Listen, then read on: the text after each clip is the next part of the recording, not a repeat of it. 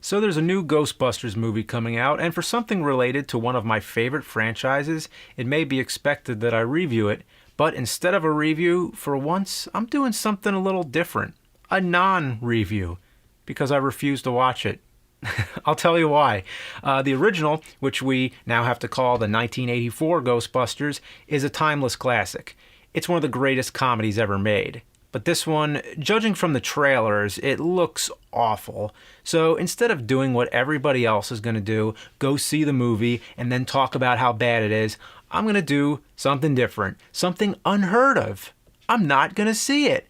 Wow. What a novel concept, right? If you already know you're going to hate it, why give them your money?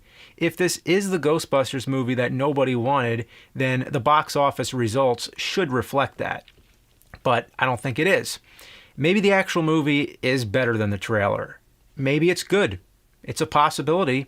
I know I'm biased. Ghostbusters is something that a lot of us grew up with, and we wanted to see the original cast back together for one last time while they were still alive, and then maybe introduce a new younger cast, work them in, win us over, and then pass it on for a new generation. But the path to Ghostbusters 3 had so many detours and got kicked around so badly that it eventually died out completely. To me, personally, it officially ended with the death of Harold Ramis. They had all that time, and now a new Ghostbusters movie finally gets made, as if now it's appropriate? Well, at least he didn't live to see this shit. My problem I have with the movie, it's not the fact that it looks bad. I mean, sure, the jokes in the trailer make you cringe. The ghost effects are on par with the live-action Scooby-Doo or Disney's Haunted Mansion, the one with Eddie Murphy. It looks embarrassing when you compare it to the original that was made 30 years ago, and that still holds up. The effects in that movie are still amazing after all this time. So, it looks bad. Fine, I watch a lot of bad movies. I see a ton of bad movies knowingly and with pleasure. But this isn't just any movie. This is Ghostbusters. It's one of the most celebrated franchises ever. The real problem I have with it is the title. Calling it Ghostbusters, but without having any connection to the original story or characters, is a shameless attempt to bank on the name to get fans to see it based on the title alone. At the same time, it takes advantage of the younger generations who might not have even seen the original. They'll see it without feeling like there's any prerequisite of having to see the other movies. And now, whenever you look up the original movie, you're always going to see Ghostbusters 1984 and Ghostbusters 2016. It's piggybacking on the name. And maybe that's not the intention, but call it Ghostbusters The Next Generation or Ghostbusters Re-Energized. Anything stupid like that would have been better. Because you know what everybody's been calling it? The female Ghostbusters. I hear that all the time, the female Ghostbusters. Does that mean we have to call the old one the male Ghostbusters? It doesn't matter, but I can't blame everybody for identifying it that way because there's no other way to identify the movies. There's no other name for it. It's just Ghostbusters. And I know the term remake has gone out of fashion, but I feel like it is a remake because now everybody says reboot, but I don't care. To me, by definition, a remake is when you make a movie called Ghostbusters, then you make another movie called Ghostbusters, you made another Ghostbusters, you remade it. It's a remake. Of course, that doesn't mean it's a remake of the same story. It's different, but by using the name, it's pretending to be original in its own right and sweeping the first one under the rug as if it didn't happen, as if, it's not based on anything pre-existing. And maybe that wasn't the intention, but that's why we need a new term, and I call it a name make. It's a name make.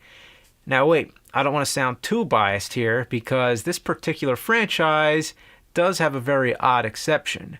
Ghostbusters itself was a name make in its own way. There was a 1975 TV series called The Ghostbusters, which was made into an animated series in 1986 after the success of the 1984 film that we all know and love.